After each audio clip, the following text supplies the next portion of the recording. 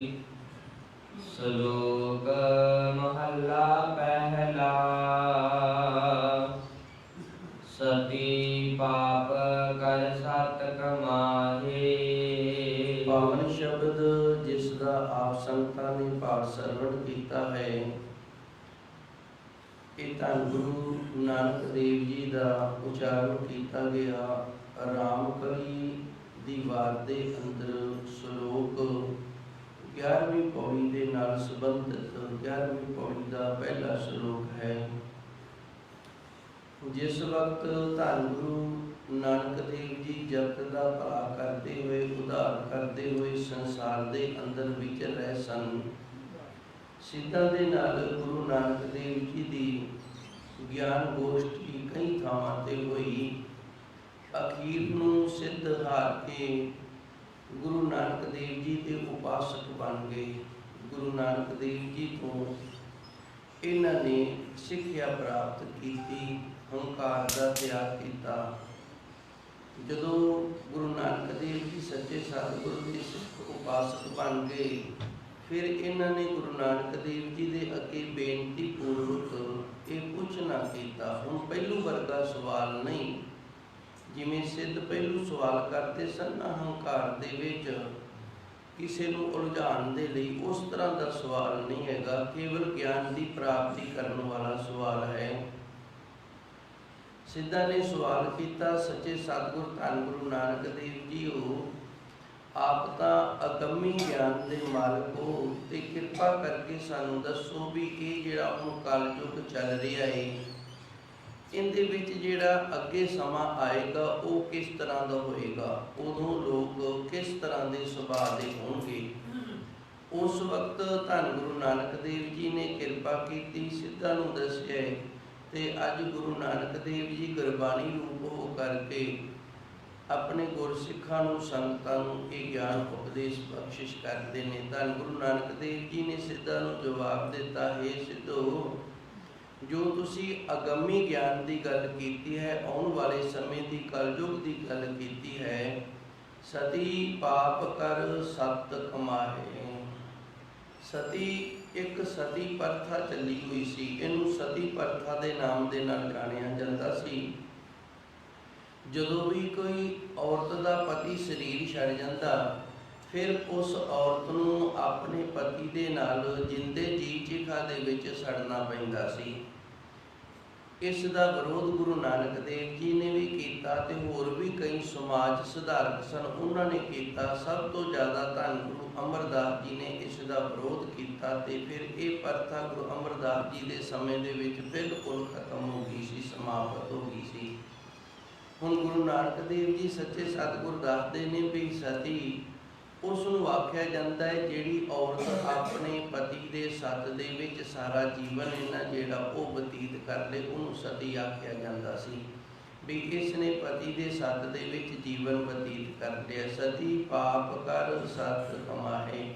ਹੁਣ ਗੁਰੂ ਮਹਾਰਾਜ ਜੀ ਰਹਿਮਤ ਕਰਦੇ ਨੇ, ਇਹ ਕਲਯੁਗ ਦੇ ਵਿੱਚ ਜਿਹੜੀਆਂ ਸਤੀ ਹੋਣ ਵਾਲੀਆਂ ਔਰਤਾਂ ਨੇ ਨਾ, ਉਹ ਪਾਪ ਤਾਂ ਕਰਿਆ ਕਰਨਗੀਆਂ, ਪਰ ਲੋਕ ਵਿਖਾਵੇ ਦੇ ਲਈ ਉਹ ਸੱਤ ਨਾ ਜਿਹੜਾ ਉਹ ਕਮਾਉਣ ਦਾ ਜਿਹੜਾ ਵਿਖਾਵਾ ਨਾ ਉਹ ਕਰਿਆ ਕਰਨਗੀਆਂ। ਸ਼ਾਇਦ ਮੈਨੂੰ ਕਹਿਣਾ ਨਹੀਂ ਆਇਆ, ਦੱਸਣਾ ਨਹੀਂ ਆਇਆ, ਭਈ ਇਹ ਜਿਹੜਾ ਕਲਯੁਗ ਹੈ, ਇਹਦੇ ਵਿੱਚ ਔਰਤ ਜਿਹੜੀ ਇਹ ਸਤੀ ਨਹੀਂ ਹੋਇਆ ਕਰੇਗੀ, ਭਾਵ ਸੱਤ ਦੇ ਵਿੱਚ ਰਹਿਣ ਵਾਲੀ ਨਹੀਂ ਹੋਇਆ ਕਰੇਗੀ, ਪਰ ਲੋਕ ਵਿਖਾਵੇ ਦੇ ਲਈ ਨਾ ਉਹ ਇਸ ਤਰ੍ਹਾਂ ਦਾ ਇੱਕ ਆਪਣਾ ਬਿਹੇਵੀਅਰ ਬਣਾ ਲਏਗੀ ਵੀ ਉਹ ਬੜੀ ਸਤਵਰਤੀ ਹੈ, ਸੱਤ ਦੇ ਵਿੱਚ ਰਹਿਣ ਵਾਲੀ ਹੈ, ਤੇ ਸੱਤ ਦੇ ਵਿੱਚ ਰਹਿ ਕੇ ਉਹ ਸੱਤ ਕਮਾ ਰਹੀ ਹੈ। ਇਸ ਤਰ੍ਹਾਂ ਉੱਤੋਂ ਵਿਖਾਵਾ ਤਾਂ ਸਤੀ ਵਾਲਾ ਹੋਏਗਾ, ਪਰ ਸਤੀ ਹੈ ਜਿਹੜੀ ਅੰਦਰੋਂ ਉਹਨੇ ਪਾਪ ਕੀਤੇ ਹੋਣਗੇ ਜੀ। ਗੁਰ ਵਿਖਿਆ ਕਰ ਦੇਵਨ ਜਾਹੇ। ਇਹ ਪਹਿਲੀ ਗੱਲ ਹੈ, ਇਹਨੂੰ ਨਾਲ ਦੀ ਨਾਲ ਆਪਾਂ ਗਿਣਦੇ ਵੀ ਜਾਣਾ ਹੈ। ਪਹਿਲਾ ਨੰਬਰ ਹੈ ਜਿਹੜਾ ਪਹਿਲੀ ਗੱਲ, ਪਹਿਲਾ ਸਵਾਲ ਜਵਾਬ ਹੈ ਜਿਹੜਾ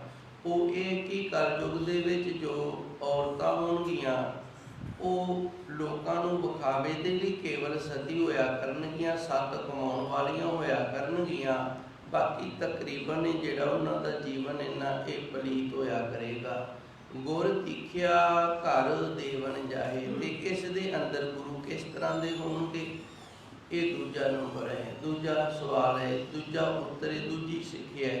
इस कलयुग के अंदर ਜਿਹੜੇ गुरु होणगे ना, ਉਹ ਲੋਕਾਂ ਦੇ ਘਰਾਂ ਵਿੱਚ ਜਾ ਕੇ ਉਹਨਾਂ ਨੂੰ ਆਪਣੇ ਸਿੱਖ ਬਣਾਉਣ ਦੇ ਲਈ ਉਹਨਾਂ ਨੂੰ ਸਿੱਖਿਆ ਦਿਆ ਕਰਨਗੇ। ਭਾਵ ਉਹਨਾਂ ਦਾ ਮਕਸਦ ਇੱਕੋ ਹੀ ਹੋਏਗਾ ਵੀ ਸਾਡੇ ਚੇਲਿਆਂ ਦੀ ਜਿਹੜੀ ਹੈ ਨਾ ਉਹ ਗਿਣਤੀ ਵਧੇ, ਸਾਡੇ ਸਿੱਖਾਂ ਦੀ ਜਿਹੜੀ ਹੈ ਨਾ ਉਹ ਗਿਣਤੀ ਵਧੇ। ਪਹਿਲਾ ਸਮਾਂ ਸੀ, ਉਦੋਂ ਜਿਹੜੇ ਸਾਧੂ ਸੰਤ ਗੁਰੂ ਪੀਰ ਹੋਇਆ ਕਰਦੇ ਸਨ, ਉਹ ਆਪਣੇ ਅਸਥਾਨ ਤੇ ਟਿਕ ਕੇ ਬੈਠੇ ਹੋਇਆ ਕਰਦੇ ਸਨ, ਆਪਣੇ ਅਸਥਾਨ ਤੇ ਭਜਨ ਬੰਦਗੀ ਕਰਿਆ ਕਰਦੇ ਸਨ। ਜੇ ਕਿਸੇ ਦੇ ਮਨ ਦੇ ਵਿੱਚ ਚਾਹਨਾ ਹੁੰਦੀ ਸੀ, ਭਾਵਨਾ ਹੁੰਦੀ ਸੀ ਵੀ ਅਸੀਂ ਵੀ ਗੁਰੂ ਵਾਲੇ ਹੋ ਕੇ ਤੇ ਆਪਣਾ ਜੀਵਨ ਸਫਲ ਕਰ ਲਈਏ, ਫਿਰ ਉਹ ਗੁਰੂ ਦੇ ਪਾਸ ਜਾਇਆ ਕਰਦੇ ਸਨ ਤੇ ਉੱਥੇ ਜਾ ਕੇ ਉਹਨੂੰ ਗੁਰੂ ਧਾਰਨ ਕਰਕੇ ਤੇ ਆਪਣਾ ਨਾਮ ਆਦਿਕ ਲੈ ਕੇ ਜੀਵਨ ਸਫਲ ਕਰਿਆ ਕਰਦੇ ਸਨ। ਪਰ ਇਸ ਕਲਯੁਗ ਦੇ ਅੰਦਰ ਗੁਰੂ ਮਹਾਰਾਜ ਜੀ ਇਹ ਦੱਸਦੇ ਨੇ ਵੀ ਜਿਹੜੇ ਇਸ ਤਰ੍ਹਾਂ ਦੇ ਗੁਰੂ ਹੋਣਗੇ ਨਾ, ਉਹਨਾਂ ਨੇ ਆਪਣੇ ਕਈ ਅੱਗੇ ਚੇਲੇ ਇਸ ਤਰ੍ਹਾਂ ਦੇ ਛੱਡੇ ਹੋਣਗੇ, ਉਹ ਲੋਕਾਂ ਦੇ ਘਰਾਂ ਦੇ ਵਿੱਚ ਜਾ ਜਾ ਕੇ ਨਾ ਆਪਣੇ ਗੁਰੂ ਹੋਣ ਦਾ ਪ੍ਰਚਾਰ ਕਰਵਾਇਆ ਕਰਨਗੇ ਤੇ ਲੋਕਾਂ ਨੂੰ ਪ੍ਰੇਰ ਕੇ ਆਪ ਉਹਨਾਂ ਨੂੰ ਸਿੱਖਿਆ ਦੇਣ ਦਾ ਯਤਨ ਕਰਕੇ, ਭਾਵ ਧੱਕੇ ਦੇ ਨਾਲ ਸਿੱਖ ਬਣਾਇਆ ਕਰਨਗੇ, ਕੋਈ ਲਾਲਚ ਦੇ ਕੇ, ਕੋਈ ਕਿਵੇਂ ਕਰਕੇ। ਮੈਂ ਥੋੜਾ ਜਿਹਾ ਖੁਲਾਸਾ ਕਰੀ ਦਿਆਂ, ਆਪਾਂ ਵੇਖ ਹੀ ਰਹੇ ਹਾਂ ਅੱਜ ਜਿਵੇਂ ਈਸਾਈ ਧਰਮ ਹੈ, ਈਸਾਈ ਧਰਮ ਦਾ ਹੁਣ ਇਹੀ ਕੰਮ ਹੈ। ਇਹ ਕੀ ਕਰਦੇ ਨੇ, ਕਈ ਪ੍ਰਕਾਰ ਦੇ ਲਾਲਚ ਵੀ ਦਿੰਦੇ ਨੇ, ਹੋਰ ਵੀ ਬਹੁਤ ਕੁਝ ਕਰਦੇ ਨੇ। ਇਸ ਤਰ੍ਹਾਂ ਦੇ ਹੋਰ ਵੀ ਕਈ ਨੇ, ਉਹ ਜਿਹੜੇ ਨੇ ਕੇਵਲ ਤੇ ਕੇਵਲ ਲਾਲਚ ਦੇ ਕੇ ਉਹਨਾਂ ਨੂੰ ਆਪਣੇ ਸਿੱਖ ਬਣਾ ਕੇ ਆਪਣੀ ਗਿਣਤੀ ਹੀ ਵਧਾ ਰਹੇ ਨੇ, ਹੋਰ ਕੁਝ ਨਹੀਂ। ਉਹਨਾਂ ਦੇ ਪੱਲੇ ਕੁਝ ਨਹੀਂ, ਬਸ ਗਿਣਤੀ ਵੱਧ ਰਹੀ ਹੈ। ਇਹ ਕਲਯੁਗ ਦਾ ਜਿਹੜਾ ਹੁਣ ਸਮਾਂ ਬੀਤ ਰਿਹਾ, ਗੁਰੂ ਨਾਨਕ ਦੇਵ ਜੀ ਨੇ ਅੱਜ ਤੋਂ ਪਹਿਲਾਂ 553-54 ਸਾਲ ਹੋ ਗਏ ਨੇ ਇਹ ਸਮੇਂ ਨੂੰ ਗੁਜ਼ਰੇ ਹੋਏ ਨੂੰ, ਤੇ ਗੁਰੂ ਨਾਨਕ ਦੇਵ ਜੀ ਨੇ ਉਦੋਂ ਹੀ ਦੱਸ ਦਿੱਤਾ ਸੀ ਜੀ, ਇਸਤਰੀ ਪੁਰਖੈ ਖਟਿਐ ਭਾਉ। ਹੁਣ ਜਿਹੜਾ ਪਤੀ ਤੇ ਪਤਨੀ ਹੋਣਗੇ, ਇਹਨਾਂ ਦਾ ਮੇਲ ਤਾਂ ਹੀ ਰਹੇਗਾ ਜੇ ਪਤਨੀ ਵੀ ਕਮਾਈ ਕਰੇਗੀ ਤੇ ਪਤੀ ਵੀ ਕਮਾਈ ਕਰੇਗਾ। ਜੇ ਪਤੀ ਕਮਾਈ ਕਰੇਗਾ ਨਾ ਤੇ ਫਿਰ ਉਹ ਪਤਨੀ ਨੂੰ ਮਿਹਣੇ ਤਾਨੇ ਜੇ ਦਿੰਦਾ ਰਹੇਗਾ ਵੀ ਤੂੰ ਕਿਹੜਾ ਕੁਝ ਕਰਦੀ ਹੈ। ਦੇਸਾਂ ਵਿਦੇਸਾਂ ਦੇ ਵਿੱਚ ਤਾਂ ਇਹ ਚੱਲ ਰਿਹਾ, ਸਾਡਾ ਇੰਡੀਆ ਥੋੜਾ ਜਿਹਾ ਬਚਿਆ ਪਰ ਨਹੀਂ ਬਚਿਆ। ਜੇ ਬੰਦਾ ਖੇਤ ਵਿੱਚ ਕੰਮ ਕਰਦਾ ਤੇ ਆਣ ਕੇ ਰੂਹ ਮਾਰਦਾ, ਤੂੰ ਘਰੇ ਕੀ ਕੀਤਾ, ਵਿਹਲੀ ਹੈ, ਭਾਵੇਂ ਉਹਨੇ ਵਿਚਾਰੀ ਨੇ ਸਾਰਾ ਮਾਲ ਪਸ਼ੂ ਸੰਭਾਲਿਆ ਹੋਵੇ। ਇਸਤਰੀ ਪੁਰਖੈ ਖੱਟਿਐ ਭਾਉ। ਖੱਟੇ ਦਾ ਅਰਥ ਹੈ ਖੱਟੀ ਖੱਟਣੀ, ਕਮਾਈ ਕਰਨੀ। ਇਹ ਕਲਯੁਗ ਦੇ ਅੰਦਰ ਪਤੀ ਤੇ ਪਤਨੀ, ਇਸਤਰੀ ਪੁਰਖੇ ਦਾ ਅਰਥ ਇੱਥੇ ਪਤੀ ਤੇ ਪਤਨੀ ਹੈ। ਇਹ ਭਾਈ ਕਮਾਈ ਵਾਲੀ ਭਾਵਨਾ ਦੇ ਨਾਲ ਹੀ ਇੱਕ ਦੂਜੇ ਦੇ ਨਾਲ ਸੰਬੰਧ ਰੱਖਣਗੇ। ਜੇ ਕਮਾਈ ਵਾਲੀ ਭਾਵਨਾ ਨਹੀਂ ਹੋਏਗੀ, ਭਾਵ ਦੋਵਾਂ ਦੇ ਵਿੱਚੋਂ ਇੱਕ ਜਣਾ ਮਿਹਨਤ ਨਹੀਂ ਕਰੇਗਾ ਤੇ ਫਿਰ ਇਹਨਾਂ ਦੀ ਅਣਬਣ ਹੋ ਜਾਇਆ ਕਰੇਗੀ। ਭਾਵੈ ਆਵੋ ਭਾਵੈ ਜਾਓ। ਇਹਨਾਂ ਦੋਵਾਂ ਨੂੰ ਸੰਗ ਸ਼ਰਮ ਨਹੀਂ ਹੋਏਗੀ। ਇਹਦੀ ਪਤਨੀ ਕਿਤੇ ਜਾ ਕੇ ਮਰਜ਼ੀ ਕੰਮ ਕਰੇ, ਇਹਨੂੰ ਇਸ ਨਾਲ ਕੋਈ ਮਤਲਬ ਨਹੀਂ, ਇਹਨੂੰ ਸਿਰਫ ਪੈਸੇ ਨਾਲ ਮਤਲਬ ਹੋਏਗਾ। ਭਾਵੇਂ ਆਵੋ ਭਾਵੇਂ ਜਾਓ, ਪਤਨੀ ਭਾਵੇਂ ਜਿੱਥੇ ਮਰਜ਼ੀ ਆਵੇ ਤੇ ਜਿੱਥੇ ਮਰਜ਼ੀ ਜਾਵੇ। ਇਹਨੇ ਘਰ ਆਈ ਨੂੰ ਇਹ ਪੁੱਛ ਲੈਣਾ ਵੀ ਤੂੰ ਕਮਾਈ ਕੀ ਕਰਕੇ ਆਈ ਹੈ, ਤੇਰੀ ਤਨਖਾਹ ਕਿੰਨੀ, ਤੂੰ ਲੈਣੀ ਕਿੰਨੇ। ਭਾਵੇਂ ਉਹ ਗਲਤ ਥਾਂ ਤੇ ਨੌਕਰੀ ਕਰ ਰਹੀ ਹੈ, ਭਾਵੇਂ ਉਹ ਚੰਗੀ ਥਾਂ ਤੇ। ਇਸੇ ਤਰ੍ਹਾਂ ਬੰਦਾ ਹੈ ਜਿਹੜਾ ਔਰਤ ਨੂੰ ਵੀ ਇਹੀ ਮਕਸਦ ਹੋਏਗਾ ਵੀ ਇਹ ਕਮਾਈ ਕਰਕੇ ਲੈ ਕੇ ਆਵੇ, ਭਾਵੇਂ ਉਹ ਕੁਝ ਮਰਜ਼ੀ ਕਿਸੇ ਤਰ੍ਹਾਂ ਦੀ 10 ਨੰਬਰ ਦੀ ਕਮਾਈ ਹੋਵੇ ਜਾਂ ਨਾ ਹੋਵੇ, ਬੇਈਮਾਨੀ ਠੱਗੀ ਚੋਰੀ ਜਿਸ ਤਰ੍ਹਾਂ ਦੀ ਮਰਜ਼ੀ ਕਮਾਈ ਹੋਵੇ। ਕੇਵਲ ਤੇ ਕੇਵਲ ਲੋਕਾਂ ਦਾ ਮਕਸਦ ਹੈ ਨਾ ਜਿਹੜਾ, ਉਹ ਪੈਸੇ ਦੇ ਨਾਲ ਰਹਿ ਜਾਵੇਗਾ ਜੀ। ਸ਼ਾਸਤਰ ਵੇਦ ਨ ਮੰਨੈ ਕੋਇ। ਜਿਹੜੇ ਧਾਰਮਿਕ ਗ੍ਰੰਥ ਹੋਣਗੇ ਇਹਨਾਂ ਨੂੰ ਲੋਕੀ ਮੰਨਣੋਂ ਹਟ ਜਾਣਗੇ। ਜਿਤਨੇ ਵੀ ਧਾਰਮਿਕ ਗ੍ਰੰਥ ਹੋਣਗੇ ਇਹਨਾਂ ਨੂੰ ਲੋਕੀ ਮੰਨਣੋਂ ਹਟ ਜਾਣਗੇ। ਮੈਂ ਥੋੜਾ ਜਿਹਾ ਇੱਕ ਵਾਰੀ ਹੋਰ ਨਾ ਖੁਲਾਸਾ ਕਰਦੇ ਹਾਂ। ਸਤੀ ਪਾਪ ਕਰ ਸਤ ਕਮਾਏ। ਗੁਰੂ ਮਹਾਰਾਜ ਜੀ ਨੇ ਆਖਿਆ ਜਿਹੜਾ ਕਲਯੁਗ ਆਏਗਾ ਨਾ, ਇਹਦੇ ਵਿੱਚ ਔਰਤ ਜਿਹੜੀ ਉਹ ਸਤੀ ਤਾਂ ਨਹੀਂ ਹੋਏਗੀ, ਪਾਪਣ ਹੋਏਗੀ, ਪਰ ਉਹ ਆਪਣੇ ਆਪ ਨੂੰ ਸਮਾਜ ਦੇ ਵਿੱਚ ਇਸ ਤਰ੍ਹਾਂ ਪ੍ਰਗਟ ਕਰੇਗੀ ਕਿ ਮੈਂ ਸਤ ਦੇ ਵਿੱਚ ਰਹਿਣ ਵਾਲੀ ਹਾਂ। ਗੁਰ ਦੀਖਿਆ ਕਰ ਦੇਵਨ ਜਾਏ। ਤੇ ਜਿਹੜੇ ਇੱਥੋਂ ਦੇ ਗੁਰੂ ਹੋਣਗੇ ਕਲਯੁਗ ਦੇ, ਉਹ ਗੁਰੂ ਇਸ ਤਰ੍ਹਾਂ ਦੇ ਹੋਣਗੇ, ਆਪਣੇ ਚੇਲਿਆਂ ਨੂੰ ਕਈ ਪ੍ਰਕਾਰ ਦੇ ਲਾਲਚ ਦੇ ਕਰਕੇ ਤੇ ਕਈ ਪ੍ਰਕਾਰ ਦੀਆਂ ਹੋਰ ਇਸ ਤਰ੍ਹਾਂ ਗਲਤ ਭਾਵਨਾ ਦੇ ਨਾਲ ਆਪਣੇ ਪੰਥ ਦੇ ਵਿੱਚ ਰਲਾ ਕੇ ਨਾ ਉਹਨਾਂ ਦੀ ਗਿਣਤੀ ਵਧਾਉਣ ਦਾ ਯਤਨ ਕਰਨਗੇ ਵੀ ਸਾਡੇ ਇਤਨੇ ਹੋ ਗਏ ਨੇ, ਸਾਨੂੰ ਮੰਨਣ ਵਾਲੇ ਇਤਨੇ ਹੋ ਗਏ ਨੇ। ਜਿਵੇਂ ਮੰਤਰੀ ਸੰਤਰੀ ਹੁੰਦੇ ਨੇ ਨਾ, ਇਹ ਵਿਖਾਵਾ ਕਰਦੇ ਨੇ ਵੀ ਸਾਡੇ ਮਗਰ ਇਤਨੀ ਦੁਨੀਆ ਹੈ। ਉਸੇ ਤਰ੍ਹਾਂ ਇਹ ਕੇਵਲ ਤੇ ਕੇਵਲ ਵਿਖਾਵੇ ਵਾਲੇ ਹੋਣਗੇ ਵੀ ਅਸੀਂ ਫਲਾਣੀ ਥਾਂ ਤੇ ਗਏ ਸੀ ਤੇ ਉੱਥੇ ਇਸ ਤਰ੍ਹਾਂ ਸਾਡੇ ਸਿੱਖਾਂ ਸੇਵਕਾਂ ਚੇਲਿਆਂ ਦਾ ਇਤਨਾ ਵੱਡਾ ਇਕੱਠ ਹੋ ਗਿਆ। ਇਸ ਤਰ੍ਹਾਂ ਦੇ ਖਿਆਲ ਭਾਵਨਾ ਵਾਲੇ ਨੇ ਨਾ ਜਿਹੜੇ, ਇਸ ਤੇ ਗੁਰੂ ਹੋ ਜਾਣਗੇ। ਇਸਤਰੀ ਪੁਰਖੇ ਖੱਟਿਐ ਭਾਵੋ, ਜਿਹੜਾ ਪਤੀ ਤੇ ਪਤਨੀ ਹੋਣਗੇ ਨਾ, ਇਹਨਾਂ ਦਾ ਕੇਵਲ ਖੱਟੀ ਖੱਟਣ ਦੇ ਨਾਲ, ਕਮਾਈ ਪੈਸੇ ਦੇ ਨਾਲ ਮਤਲਬ ਰਹਿ ਜਾਵੇਗਾ। ਭਾਵੇ ਆਵੋ ਭਾਵੇ ਜਾਓ, ਪਤਨੀ ਆਪਣੀ ਮਰਜ਼ੀ ਦੇ ਨਾਲ, ਭਾਵੇ ਦਾ ਅਰਥ ਮਰਜ਼ੀ ਹੈ, ਜਿੱਥੇ ਮਰਜ਼ੀ ਆਵੇ ਤੇ ਜਿੱਥੇ ਜਾਵੇ। ਪਤੀ ਨੂੰ ਇਹਦੇ ਵਿੱਚ ਕੋਈ ਵੀ ਜਿਹੜੀ ਮਨ ਦੀ ਇਹਨਾਂ ਜ਼ਮੀਰ ਮਰ ਜਾਵੇਗੀ, ਕੋਈ ਵੀ ਕਿਸੇ ਤਰ੍ਹਾਂ ਦਾ ਇਹ ਫਿਕਰ ਚਿੰਤਾ ਨਹੀਂ ਕਰੇਗਾ। ਇਸੇ ਤਰ੍ਹਾਂ ਹੀ ਪਤਨੀ ਦਾ ਹਾਲ ਹੋ ਜਾਏਗਾ, ਉਹਦੀ ਵੀ ਜ਼ਮੀਰ ਮਰ ਜਾਏਗੀ। ਉਹ ਵੀ ਇਹ ਨਹੀਂ ਸੋਚੇਗੀ ਵੀ ਇਹ ਕੀ ਕਮਾਈ ਕਰਕੇ ਲੈ ਕੇ ਆ ਰਿਹਾ, ਇਹ ਸਾਡੀ ਖਾਣ ਵਾਲੀ ਹੈ ਕਿ ਨਹੀਂ ਖਾਣ ਵਾਲੀ। ਸ਼ਾਸਤਰ ਵੇਦ ਨਾ ਮਾਨੇ ਕੋਈ, ਜਿਹੜੇ ਧਾਰਮਿਕ ਗ੍ਰੰਥ ਹੋਣਗੇ ਉਹਨਾਂ ਦੀ ਕੋਈ ਗੱਲ ਨਹੀਂ ਮੰਨੇਗਾ ਜੀ। ਆਪੋ ਆਪੈ ਪੂਜਾ ਹੋਏ, ਜਦੋਂ ਧਾਰਮਿਕ ਗ੍ਰੰਥਾਂ ਦੀ ਕੋਈ ਗੱਲ ਨਹੀਂ ਮੰਨੇਗਾ ਤੇ ਫਿਰ ਆਪਣੀ ਮਰਜ਼ੀ ਦੇ ਨਾਲ ਹੀ ਇਹ ਜਿਹੜਾ ਪੂਜਾ ਦੀ ਮਰਿਆਦਾ ਹੈ ਨਾ, ਇਹ ਲੋਕੀ ਚਲਾ ਲੈਣਗੇ। ਹੁਣ ਥੋੜਾ ਜਿਹਾ ਆਪਾਂ ਇਹ ਵੀ ਵੇਖ ਲਈਏ, ਆਪਣੇ ਸਾਹਮਣੇ ਇਸੇ ਤਰ੍ਹਾਂ ਦਾ ਹੀ ਹੋ ਰਿਹਾ। ਧੰਨ ਗੁਰੂ 10ਵੇਂ ਪਾਤਸ਼ਾਹ ਨੇ ਇੱਕੋ ਹੀ ਪੰਥ ਸਾਜਿਆ ਜਿਸ ਦਾ ਨਾਮ ਹੈ ਖਾਲਸਾ ਪੰਥ, ਤੇ ਇਹਦੇ ਗੁਰੂ ਨੇ ਧੰਨ ਗੁਰੂ ਗ੍ਰੰਥ ਸਾਹਿਬ ਜੀ। ਹੁਣ ਧੰਨ ਗੁਰੂ ਗ੍ਰੰਥ ਸਾਹਿਬ ਜੀ ਗੁਰੂ ਨੇ ਜਿਹੜੇ ਖਾਲਸਾ ਪੰਥ ਦੇ ਨੇ, ਤੇ ਨਾਨਕਸਰ ਵਾਲੇ ਕਦੋਂ ਸਾਜ ਤੇ ਗੁਰੂ ਮਹਾਰਾਜ ਜੀ ਨੇ, ਜਾਂ ਅਖੰਡ ਕੀਰਤਨੀਆਂ ਕਦੋਂ ਸਾਜ ਦਿੱਤੇ। ਇਤਨੀਆਂ ਸੰਪਰਦਾਵਾਂ ਨੇ ਕਿ ਕਈਆਂ ਨੂੰ ਤਾਂ ਇਹ ਨਹੀਂ ਪਤਾ ਵੀ ਸਾਡੇ ਸਿੱਖ ਧਰਮ ਦੀਆਂ ਸੰਪਰਦਾਵਾਂ ਕਿੰਨੀਆਂ ਨੇ, ਭਾਵ ਕਿੰਨੇ ਪ੍ਰਕਾਰ ਦੇ ਜਿਹੜੇ ਇਸ ਤਰ੍ਹਾਂ ਦੇ ਨਾ ਸੰਪਰਦਾਈਆਂ ਚੱਲ ਪਈਆਂ ਨੇ। ਤੇ ਸਾਰਿਆਂ ਦੀ ਮਰਿਆਦਾ ਵੇਖ ਲਓ, ਇੱਕ ਦੂਜੇ ਦੇ ਨਾਲ ਨਹੀਂ ਜੇ ਰਾਜੀ। ਜਿਵੇਂ ਕਿਸੇ ਦੀ ਮਰਜ਼ੀ ਹੁੰਦੀ ਹੈ ਨਾ, ਉਵੇਂ ਉਹ ਕਰਨਾ ਸ਼ੁਰੂ ਕਰ ਦਿੰਦਾ ਹੈ। ਕਈਆਂ ਥਾਵਾਂ ਤੇ ਅਖੰਡ ਪਾਠ ਸਾਹਿਬ ਪ੍ਰਕਾਸ਼ ਹੁੰਦਾ ਹੈ, ਜਪਜੀ ਸਾਹਿਬ ਇਹ ਨਾਲ ਨਹੀਂ ਰੱਖਿਆ ਜਾਂਦਾ, ਉਹ ਮਰਜ਼ੀ ਨਾਲ ਚਲਾਈ ਗਈ ਪੂਜਾ ਹੈ ਨਾ, ਮਰਿਆਦਾ ਹੈ ਨਾ।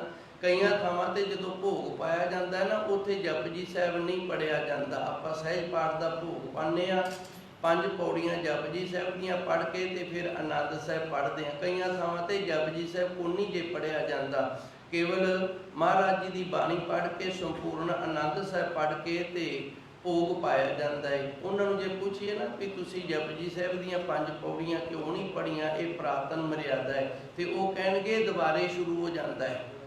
ਜਦੋਂ ਆਪਾਂ ਦੁਬਾਰੇ ਜਪਜੀ ਸਾਹਿਬ ਪੜ੍ਹਦੇ ਹਾਂ, ਦੁਬਾਰੇ ਸਹਿਜ ਪਾਠ ਸ਼ੁਰੂ ਹੋ ਜਾਂਦਾ ਹੈ, ਤੇ ਫਿਰ ਆਪਾਂ ਹਰ ਰੋਜ਼ ਜਪਜੀ ਸਾਹਿਬ ਪੜ੍ਹਦੇ ਹਾਂ, ਫਿਰ ਹਰ ਰੋਜ਼ ਹੀ ਸਹਿਜ ਪਾਠ ਸ਼ੁਰੂ ਹੋ ਜਾਂਦਾ ਹੈ। ਇਵੇਂ ਨਹੀਂ ਸਹਿਜ ਪਾਠ ਸ਼ੁਰੂ ਹੋਇਆ ਕਰਦੇ, ਅਰਦਾਸ ਨਾਲ ਹੋਇਆ ਕਰਦੇ ਨੇ। ਜਦੋਂ ਆਪਾਂ ਅਰਦਾਸ ਕਰਦੇ ਹਾਂ ਨਾ ਸਹਿਜ ਪਾਠ ਪ੍ਰਾਰੰਭ ਕਰਨ ਦੀ, ਉਦੋਂ ਹੀ ਪ੍ਰਾਰੰਭ ਹੁੰਦਾ ਹੈ। ਇਹ ਮਰਿਆਦਾ ਪੁਰਾਤਨ। ਹੁਣ ਕਈਆਂ ਥਾਵਾਂ ਤੇ ਜਿਹੜੀ ਰਾਗਮਾਲਾ ਇਹਨੂੰ ਨਹੀਂ ਪੜਿਆ ਜਾਂਦਾ। ਮਧਾਵਣੀ ਮਹੱਲਾ ਜਿਹੜਾ ਸ਼ਲੋਕ ਮਹੱਲਾ 5ਵਾਂ, ਮਧਾਵਣੀ ਮਹੱਲਾ 5ਵਾਂ, ਇਹ 2 ਸ਼ਬਦ ਪੜ੍ਹ ਕੇ ਨਾ ਉਸ ਤੋਂ ਉਪਰੰਤ ਰਾਗਮਾਲਾ ਨਹੀਂ ਜੇ ਪੜ੍ਹੀ ਜਾਂਦੀ। ਕਈ ਥਾਵਾਂ ਇਸ ਤਰ੍ਹਾਂ ਦੀਆਂ ਨੇ, ਦਾਸ ਬਹੁਤ ਵਿਚਰਿਆ ਸੰਸਥਾਵਾਂ ਦੇ ਵਿੱਚ, ਤੇ ਇਸ ਤਰ੍ਹਾਂ ਦੀਆਂ ਵੀ ਕਈ ਥਾਵਾਂ ਨੇ, ਕਈ ਗੁਰੂ ਘਰ ਨੇ, ਉੱਥੇ ਰਾਗਮਾਲਾ ਜਿਹੜੀ ਉਹਨੂੰ ਗੁਰੂ ਦੀ ਬਾਣੀ ਨਹੀਂ ਮੰਨਿਆ ਜਾਂਦਾ, ਕਹਿੰਦੇ ਗੁਰੂ ਦੀ ਬਾਣੀ ਨਹੀਂ। ਇਹ ਹੁਣ ਕੀ ਹੈ, ਆਪੋ ਆਪੈ ਪੂਜਾ ਹੋਏ। ਫਿਰ ਆਪੋ ਆਪਣੀ ਲੋਕਾਂ ਨੇ ਨਾ ਜਿਹੜੀ ਪੂਜਾ ਕਰਨੀ ਹੈ, ਉਹ ਵਿਧੀ ਨਵੀਂ ਜਿਹੜੀ ਹੈ ਉਹ ਚਲਾ ਰੱਖੀ ਹੈ ਜੀ। ਕਾਜੀ ਹੋਏ ਜੈ ਬਹਿ ਨਿਆਏ। ਹੁਣ ਗੁਰੂ ਮਹਾਰਾਜ ਜੀ ਰਹਿਮਤ ਕਰਦੇ ਨੇ, ਭਾਈ ਜਿਹੜੇ ਮੁਸਲਮਾਨ ਕਾਜੀ ਹੋਣਗੇ ਨਾ, ਇਹਨਾਂ ਦੇ ਹੱਥ ਜਿਹੜਾ ਉਹ ਫੈਸਲਾ ਆ ਜਾਏਗਾ। ਲੋਕੀ ਇਹਨਾਂ ਦੇ ਹੱਥ ਫੈਸਲਾ ਕਿਉਂ ਦੇਣਗੇ? ਇਸ ਵਾਸਤੇ ਵੀ ਇਹ ਕਾਜੀ ਹੈ। ਕਾਜੀ ਧਾਰਮਿਕ ਮਨੁੱਖ ਹੈ, ਧਾਰਮਿਕ ਜ਼ਿੰਦਗੀ ਜਿਉਣ ਵਾਲਾ ਹੈ, ਤੇ ਇਹਦੇ ਹੱਥ ਫੈਸਲਾ, ਤੇ ਇਹ ਧਰਮ ਦਾ ਰਾਖਾ ਹੈ, ਤੇ ਇਹ ਫਿਰ ਭਾਈ ਧਰਮ ਨਾਲ ਫੈਸਲਾ ਕਰੇਗਾ। ਇਸੇ ਕਰਕੇ ਲੋਕੀ ਜਿਹੜਾ ਫੈਸਲਾ ਹੈ ਨਾ ਉਹ ਕਾਜੀ ਦੇ ਹੱਥ ਦੇ ਵਿੱਚ ਦੇ ਦੇਣਗੇ ਜੀ। ਤੇਰੇ ਤਸਬੀਹ ਕਰੇ ਖੁਦਾਏ। ਗੁਰੂ ਨਾਨਕ ਦੇਵ ਜੀ ਕਹਿੰਦੇ ਨੇ ਵੀ ਕਾਜੀ ਨੂੰ ਫੈਸਲਾ ਇਸ ਕਰਕੇ ਦਿੱਤਾ ਜਾਏਗਾ, ਨਿਆਂ ਕਰਨ ਵਾਸਤੇ, ਇਸ ਕਰਕੇ ਆਖਿਆ ਜਾਏਗਾ ਵੀ ਉਹ ਤਸਬੀਹ ਫੇਰਦਾ ਤੇ ਰੱਬ ਦਾ ਨਾਮ ਲੈਂਦਾ ਹੈ ਜੀ। ਵੱਡੀ ਲੈ ਕੇ ਹੱਕ ਗਵਾਏ। ਪਰ ਇਹ ਕਾਜੀ ਹੋਵੇ ਕਿਵੇਂਗਾ? ਵੱਡੀ ਲੈ ਕੇ। ਵੱਡੀ ਤੋਂ ਆਪਾਂ ਸਾਰੇ ਜਾਣੇ ਜਾਦੂਆਂ, ਜਦੋਂ ਕਿਸੇ ਤੋਂ ਪੈਸੇ ਲੈ ਕੇ ਨਾ ਤੇ ਉਹਦੇ ਦਾ ਦੀ ਗੱਲ ਕੀਤੀ ਜਾਵੇ, ਉਹਨੂੰ ਫਿਰ ਵੱਡੀ ਆਖ ਦਿੰਦੇ ਆ। ਸਾਡਾ ਪੰਜਾਬੀ ਦਾ ਸ਼ਬਦ ਹੈ, ਵੱਡੀ ਲੈ ਕੇ ਹੱਕ ਗਵਾਏ। ਉਹ ਕੀ ਕਰਿਆ ਕਰੇਗਾ? ਕਿਸੇ ਤੋਂ ਵੱਡੀ ਲੈ ਕੇ ਨਾ ਤੇ ਗਰੀਬ ਹੈ ਜਿਹੜਾ ਉਹਦਾ ਹੱਕ ਮਾਰ ਦਿਆ ਕਰੇਗਾ, ਭਾਵ ਸੱਚ ਦੀ ਗੱਲ ਨਹੀਂ ਕਰੇਗਾ। ਇਹ ਜਿਹੜਾ ਕਲਯੁਗ ਹੈ, ਕਲਯੁਗ ਦੇ ਲੱਛਣ ਨੇ ਜਿਹੜੇ ਧੰਨ ਗੁਰੂ ਨਾਨਕ ਦੇਵ ਜੀ ਨੇ ਇਸ ਪਾਵਨ ਸ਼ਬਦਾਂ ਦੇ ਅੰਦਰ ਇੱਥੇ ਦਰਜ ਕੀਤੇ ਨੇ। ਤੇ ਜਦੋਂ ਸਿੱਧਾ ਨੇ ਪੁੱਛਿਆ ਵੀ ਸੱਚੇ ਸਤਿਗੁਰ ਆਉਣ ਵਾਲਾ ਸਮਾਂ ਕਿਸ ਤਰ੍ਹਾਂ ਦਾ ਹੋਏਗਾ, ਉਸ ਵਕਤ ਗੁਰੂ ਮਹਾਰਾਜ ਜੀ ਨੇ ਕਿਰਪਾ ਕੀਤੀ, ਫਿਰ ਸਾਨੂੰ ਇਹ ਦੱਸਿਆ ਭਈ ਇਸ ਤਰ੍ਹਾਂ ਦਾ ਸਮਾਂ ਆ ਜਾਏਗਾ। ਔਰਤ ਜਿਹੜੀ ਏ ਉਹ ਬਾਹਰੋਂ ਸੱਤਵਾਦੀ ਹੋਏਗੀ, ਪਰ ਅੰਦਰੋਂ ਉਹ ਪਾਪ ਕਮਾਉਣ ਵਾਲੀ ਹੋਏਗੀ। ਗੁਰੂ ਜਿਹੜੇ ਹੋਣਗੇ ਉਹ ਗਿਣਤੀ ਵਾਲੇ ਪਾਸੇ ਧਿਆਨ ਰੱਖਣਗੇ, ਕੋਈ ਨਾਮ ਜਪਦਾ ਮਰਿਆਦਾ ਵਿੱਚ ਰਹਿੰਦਾ ਜਾਂ ਨਹੀਂ। ਪਤੀ ਤੇ ਪਤਨੀ ਹੈ ਜਿਹੜੇ, ਇਹ ਦੋਵੇਂ ਜਾਣੇ ਕਮਾਈ ਤੇ ਲੱਗ ਜਾਣਗੇ, ਬੰਦਗੀ ਵਾਲੇ ਪਾਸੇ ਨਹੀਂ ਲੱਗਿਆ ਕਰੇਗਾ ਕੋਈ। ਇਹਨਾਂ ਦੀ ਜ਼ਮੀਰ ਇਤਨੀ ਮਰ ਜਾਵੇਗੀ ਕਿ ਇਹ ਨਾ ਕਿਤੇ ਕੋਈ ਆਵੇ ਤੇ ਕਿਤੇ ਜਾਵੇ, ਇਸ ਗੱਲ ਦੇ ਨਾਲ ਵੀ ਕੋਈ ਇਹਨਾਂ ਨੂੰ ਫਰਕ ਨਹੀਂ ਪਿਆ ਕਰੇਗਾ। ਕੇਵਲ ਤੇ ਕੇਵਲ ਪੈਸੇ ਵਾਲੇ ਤੇ ਪੈਸੇ ਕਮਾਉਣ ਵਾਲੇ ਹੋ ਜਾਣਗੇ। ਫਿਰ ਜੋ ਸ਼ਾਸਤਰ ਵੇਦ ਨਾ ਮੰਨੇ, ਕੋਈ ਜਿਤਨੇ ਵੀ ਧਾਰਮਿਕ ਗ੍ਰੰਥ ਹੋਣਗੇ ਨਾ, ਉਹਨਾਂ ਦੀ ਕੋਈ ਗੱਲ ਨਹੀਂ ਮੰਨੇਗਾ। ਆਪੋ ਆਪੈ ਪੂਜਾ ਹੋਏ, ਆਪੋ ਆਪਣੀ ਮਰਜ਼ੀ ਦੇ ਨਾਲ ਸਾਰੇ ਨੇ ਜਿਹੜੇ ਉਹ ਨਵੀਂ ਵਿਧੀ ਤੇ ਨਵੇਂ ਢੰਗ ਤਰੀਕੇ ਦੇ ਨਾਲ ਪੂਜਾ ਕਰਨੀ ਨੇ, ਜਿਹੜੀ ਪਾਠ ਕਰਨਾ ਇਹ ਸ਼ੁਰੂ ਕਰ ਦੇਣਗੇ। ਤੇ ਕਾਜੀ ਜਿਹੜਾ ਹੈ ਇਹਦੇ ਹੱਥ ਦੇ ਵਿੱਚ ਨਿਆਂ ਆ ਜਾਏਗਾ, ਇਹ ਤਸਬੀਹ ਵੀ ਫੇਰਿਆ ਕਰੇਗਾ ਤੇ ਖੁਦਾ ਵੀ ਕਰਿਆ ਕਰੇਗਾ, ਪਰ ਇਹ ਹੋਏਗਾ ਬੜਾ ਗਿਰੀ ਜ਼ਮੀਰ ਵਾਲਾ। ਵੱਡੀ ਲੈ ਕੇ ਹੱਕ ਵਾਏ, ਇਹ ਵੱਡੀ ਲੈ ਲਿਆ ਕਰੇਗਾ, ਪੈਸੇ ਲੈ ਲਿਆ ਕਰੇਗਾ ਤੇ ਕਿਸੇ ਦਾ ਹੱਕ ਨਾ ਜਿਹੜਾ ਉਹ ਮਾਰ ਲਿਆ ਕਰੇਗਾ। ਇੱਕ ਨਿੱਕੀ ਜੀ ਸਾਖੀ ਮੈਂ ਆਪ ਜੀ ਨੂੰ ਸੁਣਾਨਾ। ਇੱਕ ਪਿੰਡ ਦੇ ਵਿੱਚ ਕਾਜੀ ਵੀ ਰਹਿੰਦਾ ਸੀ ਤੇ ਉੱਥੇ ਇੱਕ ਤੇਲੀ ਵੀ ਰਹਿੰਦਾ ਸੀ। ਤੇਲੀ ਦੇ ਕੋਲੇ ਬਲਦ ਸੀ ਤੇ ਉਹ ਕੋਹਲੂ ਤੇ ਬਲਦ ਨੂੰ ਜੋੜਦਾ, ਤੇ ਫਿਰ ਕੋਹਲੂ ਬਲਦ ਤਾਂ ਹੀ ਖਿੱਚਦਾ ਨਾ ਜੇ ਉਹਦੀ ਸੇਵਾ ਕਰਦਾ, ਉਹਨੂੰ ਚੰਗੀ ਖਲ ਖੁਲ ਖਵਾ ਦਿਆ ਕਰਦਾ, ਉਹਦੀ ਸੇਵਾ ਕਰਦਾ। ਤੇ ਕਾਜੀ ਸੀ ਜਿਹੜਾ ਉਹ ਆਪਣਾ ਜਿਹੜਾ ਸਫ਼ਰ ਸੀ ਉਹ ਬਲਦ ਦੇ ਉੱਤੇ ਸਵਾਰ ਹੋ ਕੇ ਕਰਿਆ ਕਰਦਾ। ਕਾਜੀ ਦਾ ਬਲਦ ਸੀ ਜਿਹੜਾ ਇਹ ਕਮਜ਼ੋਰ ਸੀ, ਤੇ ਜਿਹੜਾ ਤੇਲੀ ਇਹਦਾ ਬਲਦ ਸੀ ਜਿਹੜਾ ਇਹ ਨਰੋਇਆ ਸੀ। ਇੱਕ ਦਿਨ ਕਾਜੀ ਦਾ ਮੁੰਡਾ ਵੀ ਤੇ ਇਧਰੋਂ ਤੇਲੀ ਇਹ ਜਿਹੜਾ, ਇਹ ਵੀ ਦੋਵੇਂ ਜਾਣੇ ਖੂਹ ਤੇ ਪਾਣੀ ਪਿਆਉਣ ਵਾਸਤੇ ਬਲਦਾਂ ਨੂੰ ਲੈ ਗਏ ਨੇ। ਉੱਥੇ ਜਿਹੜਾ ਤੇਲੀ ਦਾ ਬਲਦ ਇਹ ਨਰੋਇਆ ਨੇ ਟੱਕਰ ਮਾਰ ਦਿੱਤੀ ਹੈ ਤੇ ਕਾਜੀ ਦਾ ਬਲਦ ਨਾ ਜਿਹੜਾ ਉਹਦੀ ਲੱਤ ਟੁੱਟ ਗਈ ਹੈ। ਤੇਲੀ ਵਿਚਾਰਾ ਭੱਜਿਆ ਆਇਆ ਕਾਜੀ ਕੋਲੇ। ਹੁਣ ਕੋਈ ਗੱਲ ਹੋਵੇ ਤੇ ਆਪਾਂ ਸਰਪੰਚ ਕੋਲ ਹੀ ਭੱਜ ਕੇ ਜਾਂਦੇ ਆ ਨਾ। ਕਾਜੀ ਭੱਜਿਆ ਵਾਹਿਗੁਰੂ ਜੀ, ਤੇਲੀ ਭੱਜਿਆ ਕਾਜੀ ਕੋਲੇ ਆਇਆ, ਕਹਿੰਦਾ ਕਾਜੀ ਜੀ ਦੋ ਬਲਦ ਭਿੜ ਪੈਣ ਤੇ ਇੱਕ ਬਲਦ ਜਿਹੜਾ ਦੂਜੇ ਬਲਦ ਦੀ ਲੱਤ ਤੋੜ ਦੇਵੇ ਤੇ ਫਿਰ ਇਹਦੇ ਵਿੱਚ ਕਸੂਰ ਕਿੰਦਾ ਹੈ? ਉਹ ਕਹਿੰਦਾ ਇਹਦੇ ਵਿੱਚ ਕਿਸੇ ਦਾ ਵੀ ਕਸੂਰ ਨਹੀਂ। ਬਲਦ ਕਿਹੜਾ ਕਿਸੇ ਦੇ ਸਿਖਾਏ ਨੇ, ਭਿੜ ਪਿਉਣਗੇ ਤੇ ਲੜ ਪਏ, ਕੋਈ ਗੱਲ ਨਹੀਂ, ਕੁਝ ਨਹੀਂ ਹੁੰਦਾ। ਉਤਨੇ ਨੂੰ ਕਾਜੀ ਦਾ ਮੁੰਡਾ ਰੋਂਦਾ ਆ ਗਿਆ। ਕਾਜੀ ਨੇ ਵੇਖਿਆ ਵੀ ਇਹਦੇ ਕੋਲ ਬਲਦ ਤਾਂ ਨਹੀਂ, ਕਿਉਂਕਿ ਬਲਦ ਦੀ ਲੱਤ ਟੁੱਟ ਗਈ, ਤੁਰਨ ਜੋਗਾ ਰਿਹਾ ਨਹੀਂ। ਰੋਂਦਾ ਆ ਗਿਆ ਤੇ ਕਹਿੰਦਾ ਆ ਜਿਹੜਾ ਤੇਲੀ ਤੁਹਾਡੇ ਕੋਲ ਆਇਆ ਨੇ, ਇਹਦੇ ਬਲਦ ਨੇ ਆਪਣੇ ਬਲਦ ਨੂੰ ਟੱਕਰ ਮਾਰੀ ਹੈ ਤੇ ਲੱਤ ਤੋੜ ਦਿੱਤੀ ਹੈ। ਤੇ ਕਾਜੀ ਨੇ ਫਿਰ ਆਵਾਜ਼ ਮਾਰ ਲਈ, ਕਹਿੰਦਾ ਇੱਧਰ ਆ।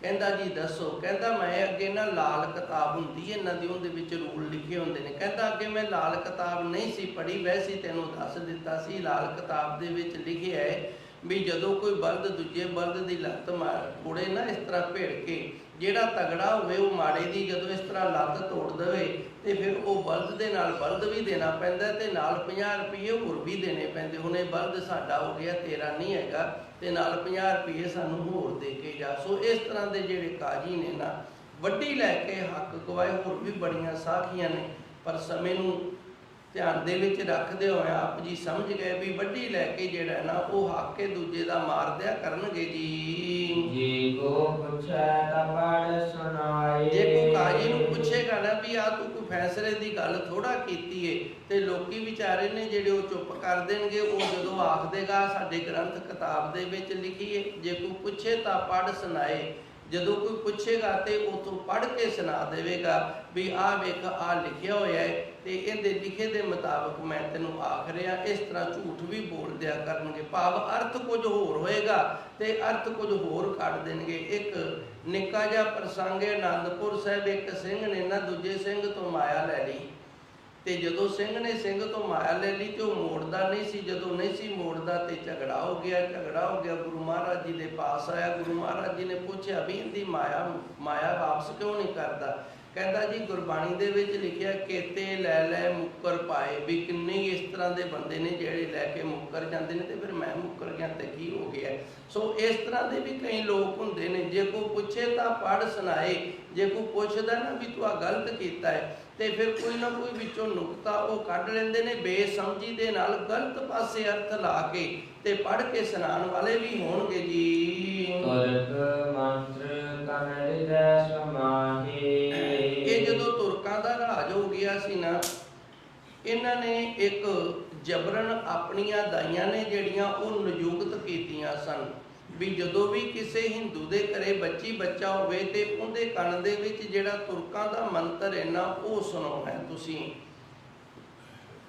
तुरक मंत्र कंन हृदय समाए, ते बच्चा जिहड़ा उहनूं जन्म वेले जिस तरह की गुड़ती दित्ती जावे तकरीबन ही उस तरह का उनका सुभाव हो जाता है। इस करके पंज प्यारे ने जिहड़े सानूं कहंदे ने जपजी साहिब की बाणी पढ़ी जावे ते अमृत की गुड़ती है ना जिहड़ी वो दित्ती जावे।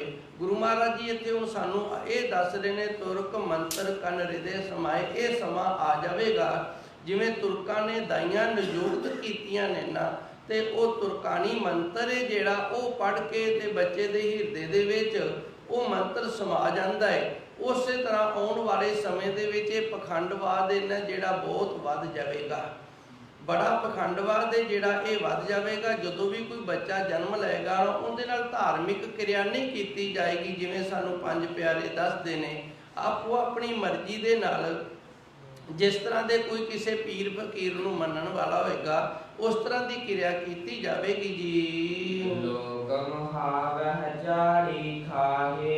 झाड़ी कहते ने चुगली नूं, खाहे खाए दा अर्थ है करन वाला, झाड़ी खाए चुगली करन वाला। लोक मुहावे लोकां दे विच वो सारियां तो अगे होएगा जिहड़ा बंदा रज के चुगलखोर होएगा। पिंड दे विच गुरबाणी दे अंदर भी फरमान हुंदा है, लंडा लुच्चा चौधरी गुंडी रन प्रधान, चोरा यारा रंडियां कूटनियां दीवान। गुरबाणी दे अंदर फरमान हुंदा है, चोरा यारा रंडियां कूटनियां दीवान, वे दीना की दोस्ती वे दीना का खान। फरमान हुंदा है लोक मुहावा है झाड़ी खाए। एक कलयुग दे अंदर जिहड़ा झाड़ी खाएगा ना चुगलखोर बंदा होएगा उहदी बड़ी लोक मुहावे। मुहावे दा अर्थ वैसे हुंदा लुटना। लोक मुहावे लोग उहदे कोलों लुटे जाया करनगे, वो लोकां नूं लुटण वाला लटेरा होएगा। इधर दी चुगली इधर कर दित्ती, इधर दी चुगली इधर कर दित्ती। लोकां दे विच फिर वो इस तरह लुटेरिया वाला काम करेगा, भाव लोकां तो इधरों इधर चुगली करके लै ले, इधरों चुगली करके इधर ले ले। इस तरह का जिहड़ा भाई हुण समा चल रहा है जी। चौका देगा सुच्चा होए। अगे धन गुरु महाराज जी रहमत करते ने जिहड़ा अपने आप नूं पवित्र करके ते चौके नूं सुच्चा करके रखण वाला, चौका दे के सुच्चा होए, जिहड़ा सुचमताई दे नाल रहण वाला कोई होएगा जी। ऐसा हिंदू वेखो कोई। इस तरह का कोई बिरला ही हिंदू वेखण दे विच होएगा, नहीं तो सारे दे सारे पलीत हो जाणगे। कोई बिरला है ना, ऐसा हिंदू वेखो कोई चौका दे के सुच्चा होए। ये हुण मैं अनवे करके अर्थ कीता है। दो प्रकार कई तुकां शब्द ने उन्हां दे अर्थ हुंदे ने। एक तां हुंदा है खंडन ते मंडन। शब्द नूं इधरों चक के इधर ला लेना ताकि गल दी समझ आ जावे। एक हुंदा अनवे करके पिछली तुक नूं पहलू पढ़ना ते पहली तुक नूं बाद दे विच पढ़ना। जिवें पाठ है चौका दे के सुच्चा होए ऐसा हिंदू वेखो कोई। हुण मैं पिछली तुक नूं पहलू पढ़ांगा, ऐसा हिंदू वेखो कोई चौका दे के सुच्चा होए। हुण पढ़न दे नाल ही समझ आ गई है। ऐसा हिंदू वेखो कोई। गुरु महाराज जी रहमत करते हैं, इस तरह का हिंदू कोई बिरला ही वेखण नूं मिलेगा जिहड़ा पवित्रताई दे नाल चौका दे के ते पवित्र होया करेगा जी। जोगी गिरही जटा विभूत। हुण गुरु महाराज जी रहमत करते हैं, जिहड़े तुहाडे जोगी ने ना भाई इन्हां दी भी सुन लो। ये किवें दे होणगे? ये गृहस्थी हो जाणगे। पहलू जोगी गृहस्थी नहीं होया करदे सन। जदों गोरखनाथ दा समा सी ना, जोगी सन जिहड़े ये गृहस्थी नहीं सन होया करदे। जोगी गृही जटा विभूत। गुरु महाराज जी कहते हैं तुहाडे जोगी भी ने ना जिहड़े ये भी गृहस्थी हो जाया करनगे। अगे आउण वाले इस समय दे विच जटा विभूत ਤੇ ਜੋਗੀ ਹੋਣ ਕਰਕੇ ਇਹ ਸਿਰ ਦੇ ਵਿੱਚ ਸੁਆਹ ਵੀ ਪਾਣਗੇ। ਵਿਭੂਤ ਦਾ ਅਰਥ ਹੁੰਦਾ ਸੁਆਹ, ਤੇ ਜਟਾ ਦਾ ਅਰਥ ਸਿਰ ਤੇ ਜਟਾਵਾਂ ਵੀ ਰੱਖਣਗੇ, ਸਿਰ ਦੇ ਵਿੱਚ ਸੁਆਹ ਵੀ ਪਾਣਗੇ, ਪਰ ਹੋਣਗੇ ਗ੍ਰਿਸ਼ਤੀ। ਆਗੇ ਪਾਛੈ ਰੋਵਹਿ ਪੂਤ। ਫਿਰ ਉਹ ਗ੍ਰਿਸ਼ਤੀ ਕਿਵੇਂ ਦੇ ਹੋਣਗੇ? ਉਹਨਾਂ ਦੇ ਜਿਹੜੇ ਜਵਾਕ ਨੇ ਨਾ ਇਤਨੇ ਜ਼ਿਆਦੇ ਹੋ ਜਾਣਗੇ ਕਿ ਅੱਗੇ ਪਿੱਛੇ ਰੋਂਦੇ ਫਿਰਨਗੇ। ਹੁਣ ਜਿਹੜੇ ਬੰਦੇ ਦੇ ਬੱਚੇ ਇਤਨੇ ਜ਼ਿਆਦੇ ਹੋ ਜਾਣ, ਅੱਗੇ ਪਿੱਛੇ ਰੋਂਦੇ ਫਿਰਨ, ਤੇ ਉਹਨੇ ਰੱਬ ਦਾ ਨਾਂ ਕੀ ਲੈਣਾ ਹੈ? ਘਰ ਦੀ ਵੀ ਅੱਕ ਕੇ ਕਹਿ ਜਾਂਦੀ ਹੈ, ਇੱਕ ਅੱਧੇ ਨੂੰ ਤਾਂ ਫੜ ਲਾ, ਮੈਂ ਰੋਟੀ ਤਿਆਰ ਕਰ ਲਾਂ, ਫਿਰ ਹੀ ਰੋਟੀ ਤਿਆਰ ਹੋਏਗੀ ਨਾ। ਜੇ ਇਹਨਾਂ 'ਚੋਂ ਇੱਕ ਅੱਧਾ ਤੂੰ ਸੰਭਾਲੇਗਾ। ਜਦੋਂ 5-7 ਹੋ ਜਾਣ ਫਿਰ ਇਸ ਤਰ੍ਹਾਂ ਦਾ ਸਿਆਪਾ ਪੈ ਜਾਂਦਾ ਹੈ। ਗੁਰੂ ਮਹਾਰਾਜ ਜੀ ਰਹਿਮਤ ਕਰਦੇ ਨੇ, ਜੋਗੀ ਗਿਰੀ ਜਟਾ ਬਭੂਤ। ਜਿਹੜੇ ਜੋਗੀ ਹੋਣਗੇ ਨਾ ਉਹ ਗਿਰੀ ਹੋ ਜਾਣਗੇ, ਘਰ ਬਾਹਰੀ ਹੋ ਜਾਣਗੇ। ਤੁਹਾਡੀ ਤਰ੍ਹਾਂ ਜੰਗਲਾਂ ਦੇ ਵਿੱਚ ਗੋਰਖਨਾਥ ਨਹੀਂ ਰਿਹਾ ਕਰਨਗੇ।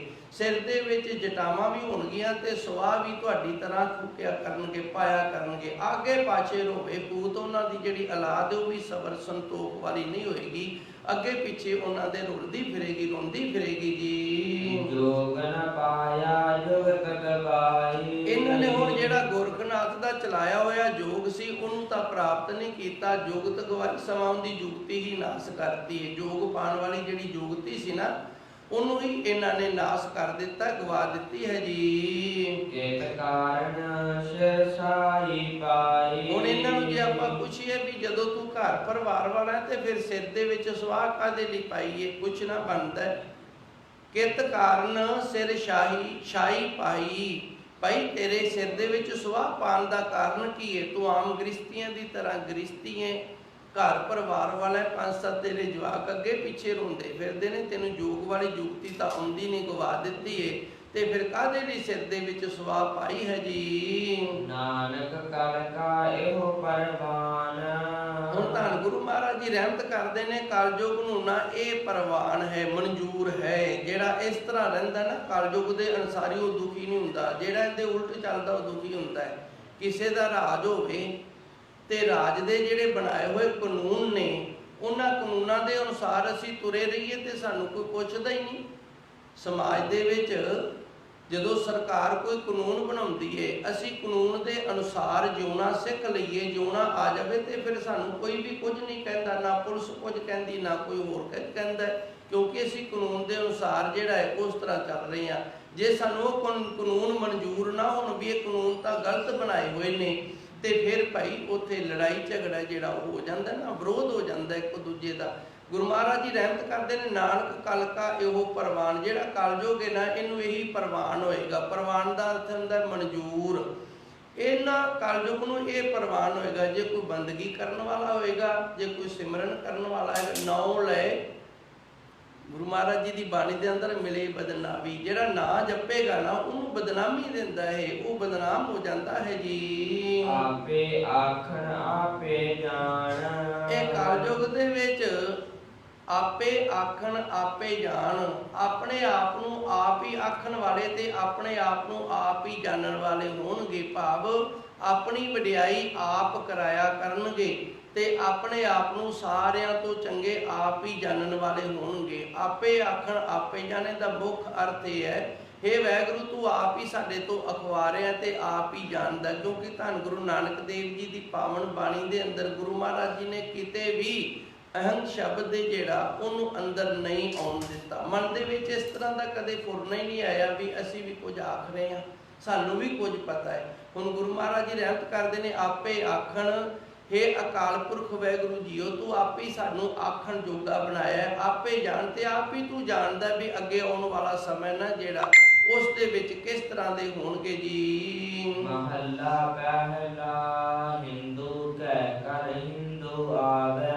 ਧੰਨ ਗੁਰੂ ਮਹਾਰਾਜ ਜੀ ਸੱਚੇ ਸਤਿਗੁਰ ਕਿਰਪਾ ਕਰਦੇ ਨੇ, ਜਿਹੜੇ ਹਿੰਦੂ ਹੋਣਗੇ ਨਾ ਇਸ ਕਲਯੁਗ ਦੇ ਅੰਦਰ ਉਹ ਹਿੰਦੂਆਂ ਦੇ ਘਰ ਆ ਕੇ ਇਸ ਤਰ੍ਹਾਂ ਕਰਿਆ ਕਰਨਗੇ ਜੀ। ਸੂਦ ਜਨੇਊ ਵੜ ਕਰ ਪਾਵੇ। ਸੂਦ ਕਹਿੰਦੇ ਨੇ ਧਾਗੇ ਨੂੰ, ਧਾਗੇ ਦਾ ਜਨੇਊ ਵੱਟ ਕੇ ਤੇ ਕੁਝ ਮੰਤਰ ਆਦਿਕ ਪੜ੍ਹ ਕੇ ਉਹਦੇ ਗਲ ਦੇ ਵਿੱਚ ਪਾ ਦਿਆ ਕਰਨਗੇ। ਸੂਦ ਪਾਏ ਕਰੇ ਬਰਿਆਈ। ਹੁਣ ਵੇਖੋ ਇਹਨਾਂ ਨੇ ਜਨੇਊ ਪਾ ਲਿਆ ਤੇ ਫਿਰ ਵੀ ਬੁਰੇ ਕਰਮ ਕਰਦੇ ਨੇ। ਹੁਣ ਥੋੜਾ ਆਪਾਂ ਆਪਣੀ ਪੀੜ੍ਹੀ ਥੱਲੇ ਵੀ ਸੋਟਾ ਮਾਰ ਲਈਏ।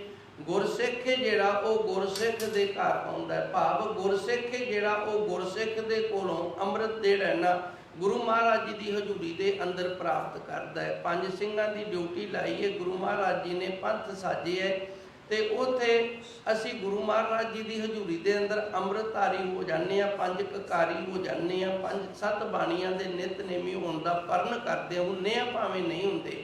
ਤੇ ਇਹ ਸਾਰਾ ਕੁਝ ਕਰਕੇ ਫਿਰ ਜੇ ਅਸੀਂ ਸੂਤ ਪਾਏ ਕਰੇ ਬਰਿਆਈ, ਫਿਰ ਅਸੀਂ ਵੀ ਉਹਨਾਂ ਵਰਗੇ ਆ ਨਾ, ਕੇਵਲ ਉਹ ਨਹੀਂ, ਅਸੀਂ ਵੀ ਉਹਨਾਂ ਵਰਗੇ ਆ। ਥੋੜਾ ਆਪਣੇ ਅੰਦਰ ਖਿਆਲ ਕਰੀਏ। ਹਿੰਦੂ ਕਹਿ ਕਰ ਹਿੰਦੂ ਆਵੇ, ਗੁਰੂ ਮਹਾਰਾਜ ਜੀ ਰਹਿਮਤ ਕਰਦੇ ਨੇ। ਇੱਕ ਹਿੰਦੂ ਦੇ ਘਰ ਹਿੰਦੂ ਹੈ ਜਿਹੜਾ ਉਹ ਆਉਂਦਾ ਹੈ, ਸੂਤ ਜਨੇਊ ਪੜ ਗਲ ਪਾਵੇ, ਉਹਦੇ ਗਲ ਦੇ ਵਿੱਚ ਉਹ ਜਨੇਊ ਪਾ ਦਿੰਦਾ ਧਾਗੇ ਦਾ। ਕੁਝ ਮੰਤਰਾਂ ਨੂੰ ਪੜ੍ਹ ਕਰਕੇ ਸੂਤ ਪਾਏ ਕਰੇ ਬਰਿਆਈ, ਜੇ ਸੂਤ ਪਾ ਕੇ ਵੀ ਉਹ ਬਰਿਆਈ ਕਰਦਾ ਹੈ, ਭਾਵੇਂ ਇਹ ਕਲਯੁਗ ਦਾ ਲੱਛਣ ਹੈ। ਉਹ ਧਾਰਮਿਕ ਹੋ ਗਿਆ। ਜਨੇਊ ਪਾਉਣ ਦਾ ਅਰਥ ਹੈ ਅੱਜ ਤੋਂ ਤੂੰ ਧਾਰਮਿਕ ਹੋ ਗਿਆ, ਤੈਨੂੰ ਧਾਰਮਿਕ ਜੀਵਨ ਜਿਉਣਾ ਪੈਣਾ ਹੈ। ਪਰ ਜੇ ਧਾਰਮਿਕ ਜੀਵਨ ਦੇ ਚਿੰਨ੍ਹ ਧਾਰਨ ਕਰਕੇ ਵੀ ਅਸੀਂ ਬਰਿਆਈ ਕਰਦੇ ਹਾਂ ਤੇ ਫਿਰ ਇਹ ਗੁਨਾਹ ਹੈ। ਗੁਰੂ ਮਹਾਰਾਜ ਜੀ ਰਹਿਮਤ ਕਰਦੇ ਨੇ, ਕਰਿਆ ਕਰਨਗੇ। ਸੂਤ ਪਾਏ ਕਰੇ ਬਰਿਆਈ, ਧਾਰਮਿਕ ਚਿੰਨ੍ਹ ਪਾ ਕੇ ਵੀ ਬਰਿਆਈ ਕਰਿਆ ਕਰਨਗੇ ਜੀ। ਨਾਤਾ ਧੋਤਾ ਥਾਏ ਨਾ ਪਾਈ, ਇਸ ਦਾ ਜਿਹੜਾ ਨਹਾਣਾ ਧੋਣਾ ਨਾ, ਇਹ ਗੁਰੂ ਜੀ ਨੂੰ ਪ੍ਰਵਾਨ ਨਹੀਂ। ਵੈਸੇ ਗੁਰਬਾਣੀ ਦੇ ਅੰਦਰ ਫਰਮਾਨ ਆਉਂਦਾ ਹੈ ਕਿ ਜਿਹੜਾ ਗੁਰਸਿੱਖ ਅੰਮ੍ਰਿਤ ਵੇਲੇ ਇਸ਼ਨਾਨ ਕਰਦਾ ਹੈ ਨਾ, ਉਹਨੂੰ ਅੰਮ੍ਰਿਤਸਰ ਸਾਹਿਬ ਸਰੋਵਰ ਦਾ ਜਿਹੜਾ ਫਲ ਹੈ ਨਾ ਉਹ ਪ੍ਰਾਪਤ ਹੁੰਦਾ ਹੈ। ਜਦੋਂ ਅਸੀਂ ਅੰਮ੍ਰਿਤ ਵੇਲੇ ਇਸ਼ਨਾਨ ਕਰਦੇ ਹਾਂ ਸ਼ੁੱਧ ਮਨ ਦੇ ਨਾਲ, ਤੇ ਉਦੋਂ ਅੰਮ੍ਰਿਤਸਰ ਸਾਹਿਬ ਸਰੋਵਰ ਦੇ ਫਲ ਦੀ ਸਾਨੂੰ ਪ੍ਰਾਪਤੀ ਹੁੰਦੀ ਹੈ।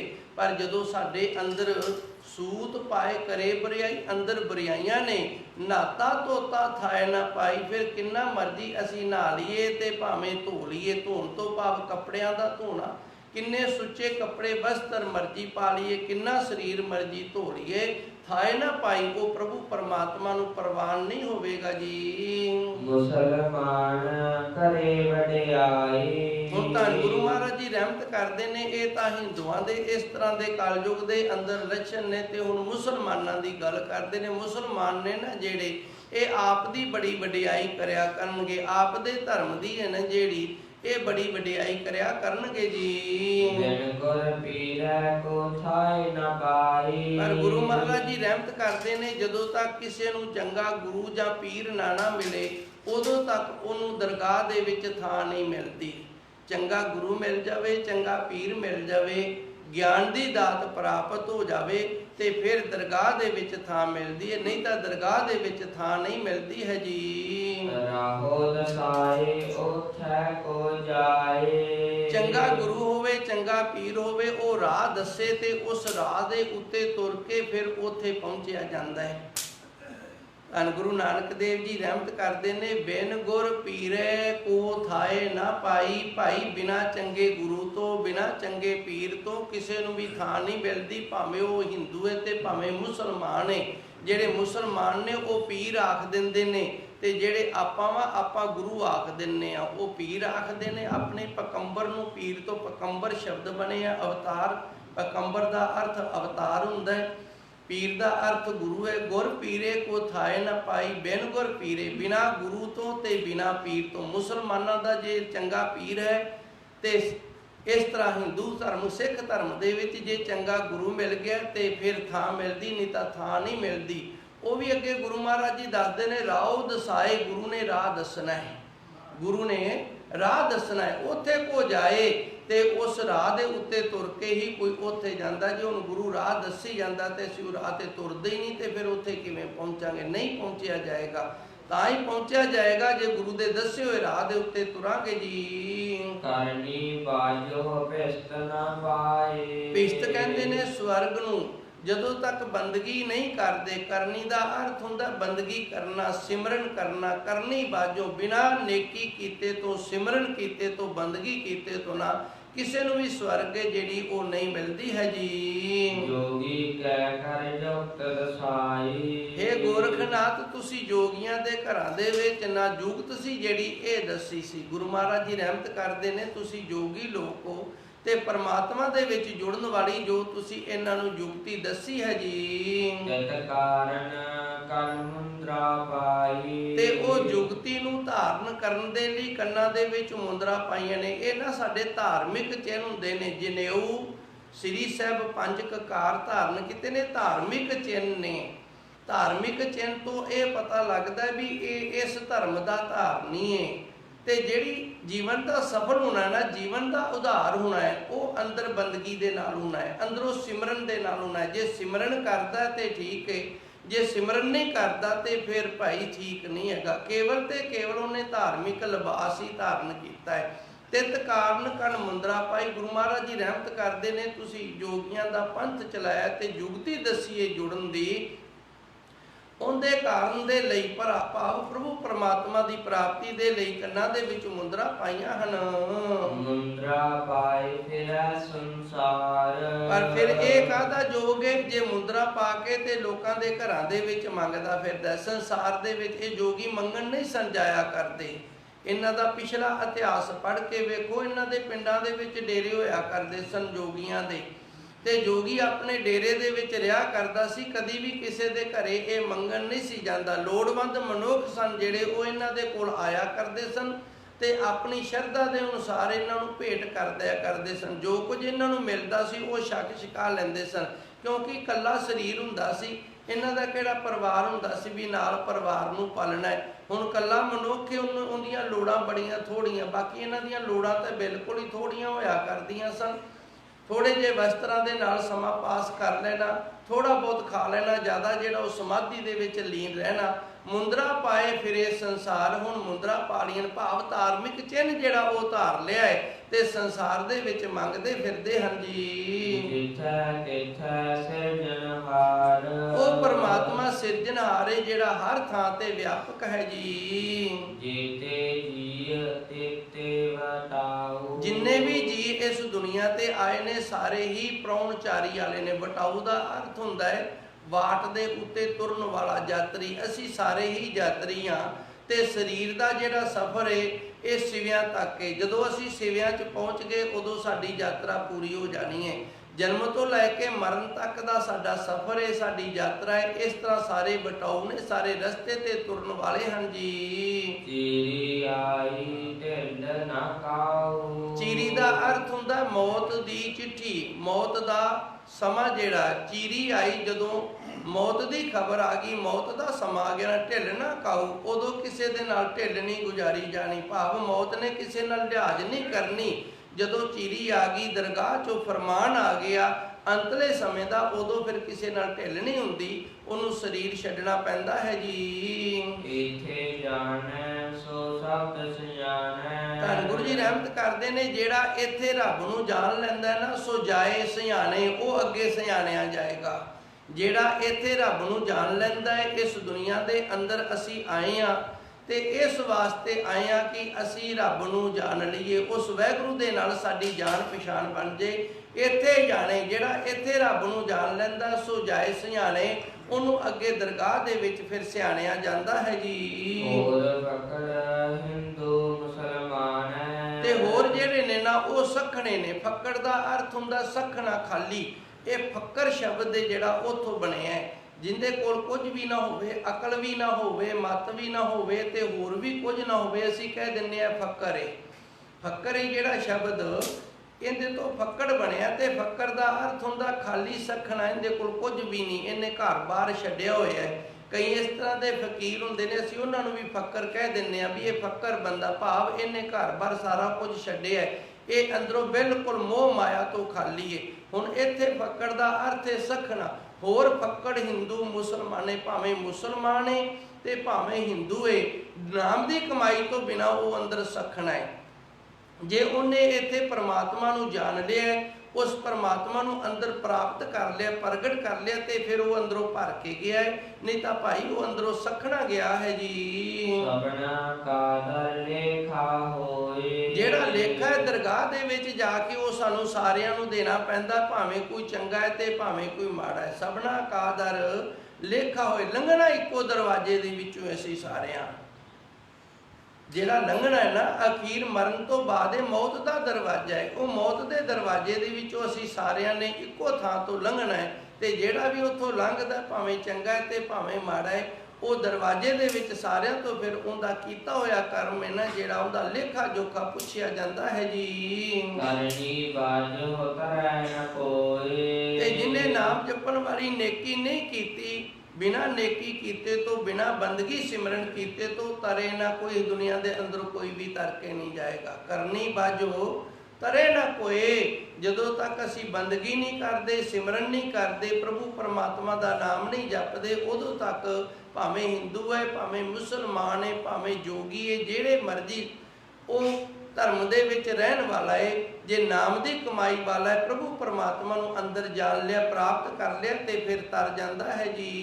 सचो सच वखाणै कोई, सच दे ਸਰੂਪ ਨੂੰ ਕੋਈ ਹੀ ਅੰਦਰ ਜਾਣ ਸਕਦਾ ਹੈ। ਸੱਚੋ ਸੱਚ ਵਖਾਣਾ ਕੋਈ, ਵਖਾਣੇ ਦਾ ਅਰਥ ਹੁੰਦਾ ਵੇਖਣ ਵਾਲਾ। ਇਸ ਦੁਨੀਆ ਦੇ ਅੰਦਰ ਕੋਈ ਬਿਰਲਾ ਹੀ ਹੈ ਜਿਹੜਾ ਸੱਚ ਦਾ ਵਿਖਿਆਨ ਕਰਨ ਵਾਲਾ ਹੈ, ਜਿਹੜੀ ਸੱਚ ਦੀ ਗੱਲ ਕਰਨ ਵਾਲਾ। ਨਹੀਂ ਤਾਂ ਤਕਰੀਬਨ ਅਸੀਂ ਵੇਖਦੇ ਹਾਂ ਜਾਂ ਤਾਂ ਫਿਰ ਅਸੀਂ ਆਪਣੀ ਗਿਣਤੀ ਵਧਾਉਣ ਦੇ ਵਿੱਚ ਲੱਗੇ ਹਾਂ ਤੇ ਜਾਂ ਫਿਰ ਅਸੀਂ ਮਾਇਆ ਇਕੱਠੀ ਕਰਨ ਦੇ ਵਿੱਚ ਲੱਗੇ ਹਾਂ। ਬਸ ਦੋ ਹੀ ਦੁਨੀਆ ਦੇ ਅੰਦਰ ਕੰਮ ਨੇ ਤੇ ਦੋਵੇਂ ਕੰਮ ਨੇ ਜਿਹੜੇ ਇਹ ਹਉਮੈ ਵਾਲੇ ਨੇ। ਜੇ ਮਾਇਆ ਤੇ ਇਹ ਵੀ ਹਉਮੈ ਵਾਸਤੇ ਵੀ ਅਸੀਂ ਦੁਨੀਆ ਦੇ ਵਿੱਚ ਸਭ ਤੋਂ ਅਮੀਰ ਹੋਈਏ, ਜੇ ਗਿਣਤੀ ਵਧਾਉਣ ਵਾਲੇ ਪਾਸੇ ਲੱਗਿਆ ਤੇ ਇਹ ਵੀ ਸਾਡੇ ਮਗਰ ਇਤਨੀ ਦੁਨੀਆ ਲੱਗੀ ਏ। ਸੱਚੋ ਸੱਚ ਵਿਖਾਣੇ ਕੋਈ, ਸੱਚ ਦੀ ਗੱਲ ਕਰਨ ਵਾਲਾ ਨਾ ਜਿਹੜਾ, ਇਹ ਕੋਈ ਭਾਈ ਬਿਰਲਾ ਇਸ ਯੁੱਗ ਦੇ ਅੰਦਰ ਹੋਵੇਗਾ ਜੀ। ਨਾਨਕ ਅੱਗੇ ਪੁੱਛ ਨਾ ਹੋਏ, ਜਿਹੜਾ ਸੱਚ ਦਾ ਵਿਖਿਆਨ ਨਹੀਂ ਕਰਦਾ, ਸੱਚ ਦੀ ਗੱਲ ਨਹੀਂ ਕਰਦਾ, ਉਹ ਭਾਵੇਂ ਗਿਆਨੀ ਹੈ, ਭਾਵੇਂ ਧਿਆਨੀ ਹੈ, ਭਾਵੇਂ ਜੋਗੀ ਹੈ, ਭਾਵੇਂ ਮੁਸਲਮਾਨ ਹੈ, ਭਾਵੇਂ ਹਿੰਦੂ ਹੈ, ਭਾਵੇਂ ਕਾਜੀ ਹੈ, ਭਾਵੇਂ ਮੁੱਲਾ, ਉਹਨੂੰ ਅੱਗੇ ਨਹੀਂ ਪੁੱਛਿਆ ਜਾਏਗਾ।